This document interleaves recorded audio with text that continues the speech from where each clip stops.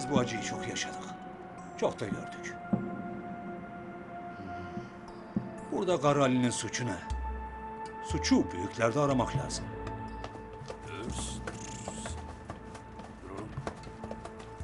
De! Yoksa korkuyor musun? Nehir kan bedeli olarak bize verilir. Nehiri almak hakkımız.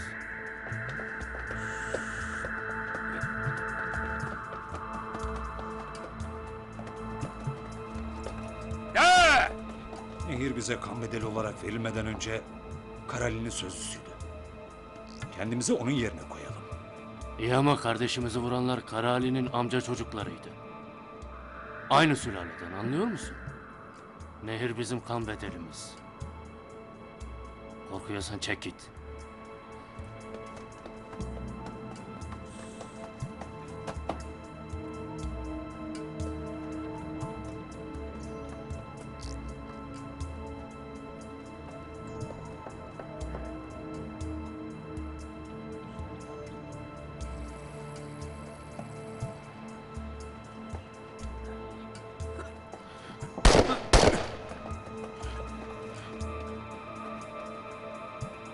Poyraz. Poyraz. Nereye git, tamam mı? Hadi.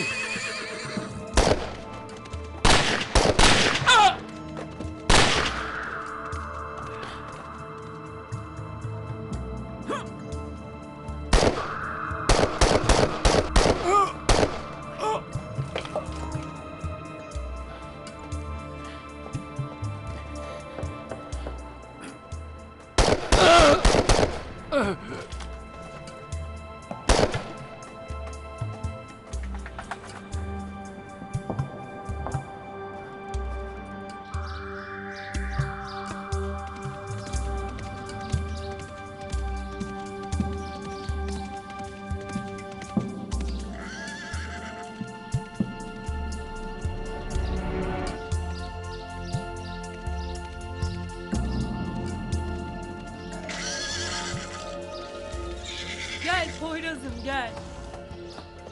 Anne! Anne Poyraz geldi.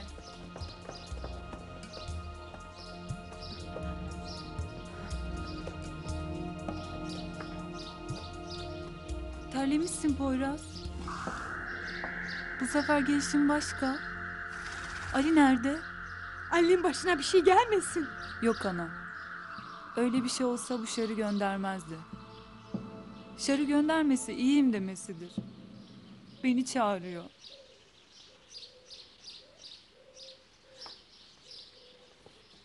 Şar'ı göndermesi iyiyim demesidir ana. Gitmem lazım. Beni çağırıyor. Gidiyoruz Gitme Poyraz. Dayım gelmeden gitmem lazım Gitme ana. kızım. Yürü Poyraz. Beni Halim'e kızım. götür. Beni dinle, gitme. Beni Halim'e götür Poyraz. Nehir. Kızım gitme. Nehir. Gel buraya, gitme. Gitme. Gitmeliyim, gelme ana. Sayın Başkan ve değerli üyeler. Daha önceki duruşmalarımda, savunmalarımda söylediğim gibi, her insan gibi ben de anamda doğarken bu suçların ne yazgıma ne de kaderime yazıldığına inanmıyorum.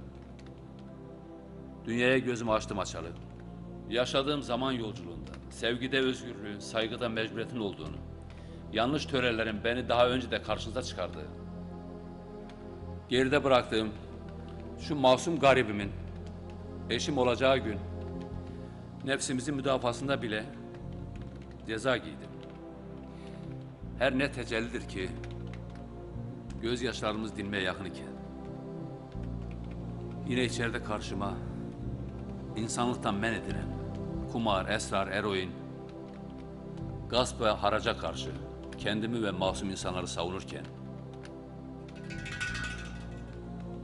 beni ortada kaldırmak isteyen şahıs ve adamları beni öldürmek isterken kendileri ölmüşlerdir. Eğer adalet mülkün temeli ise ben bu adaletin içindeyim Sayın Başkan.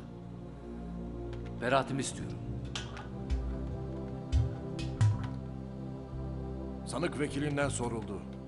Sayın Hakim ve üyeler, sanık Ali Kara, hükümlü bulunduğu cezaevinde yatmaktayken bir takım menfaat odaklarının önünü tıkadığından cezaevinde öldürülmek istenmiş anlattığı gibi kendisini korumuştur. Suçun işlenişi, olayın oluş biçimi ve deliller göz önünde tutularak meşru müdafaa sınırları gözetilerek beraatine karar verilmesini talep ederim.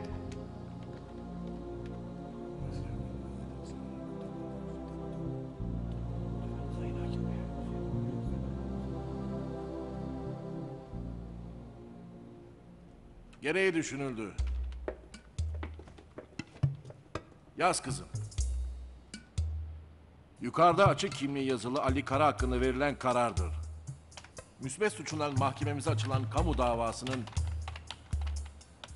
yapılan yargılanması sonunda sanığın durumu, suçun işleniş şekli göz önüne alınarak sanığın daha önceki işlemiş olduğu suçları sabit olduğundan sanığın kasten adam öldürmekten 24 yıl ağır hapis cezasıyla cezalandırılmasına, ağır tahrik ve sanığın ihali göz önünde tutularak cezasının 1/3 oranında indirilmesi neticesinde 14 yıl ağır hapis cezasıyla cezalandırılmasına karar verildi.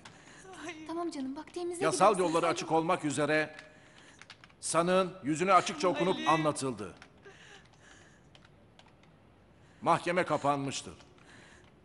Götürebilirsiniz. Ali! Götürün. Hadi. Nehir dur. Dur. Ali! Tamam sakin ol tamam. Seni bekliyorum. Müsaade edin. Müsaade edin. Nehir Tamam. gel. Tamam hanım. Hadi yürü. Dur, sakin ol kızım, dur. Al yavrum. Sen nereye, ben oraya Ali?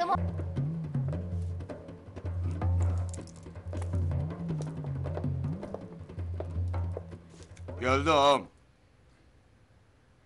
Ne oldu ulan? Ensen mi kalınlaştı? Yok ağam. Bu ay param gelmedi. Zaten sana borçluyum. Paran yoksa kredin var. Oynamak mecburiyetinde miyim ağam? Yok öyle yan gelip yatmak. Ya borçlarını ödeyeceksin ya da daha da borçlanacaksın. Oynamıyorum. Anlaşılan bazılarından destek alıyor bu delikanlı ha? Doğru.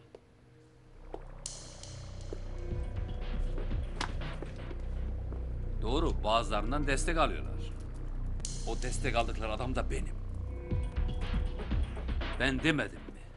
Bundan sonra kumar yok, esrar yok, eroin yok. Hele haraç hiç yok. Toplayın lan şunu. Yıkıl lan karşımdan. Haddini bil Karali! Gardiyan! Gardiyan! Gardiyan! Tövbe mi lan?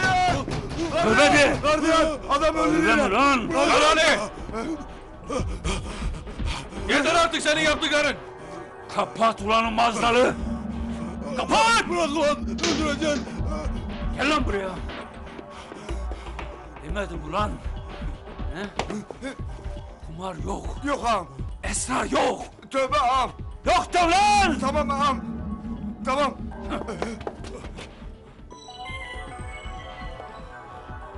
Yok! Yok lan! Yok bir borcu yok! Hiçbir borcu yok! Yok! Kumar yok ağam! Yok. Bundan sonra yok! Yok de! Yok!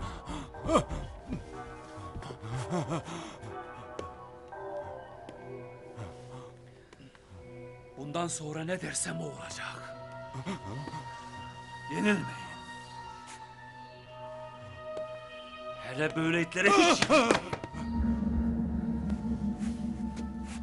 Yok değilsem yok. Yok!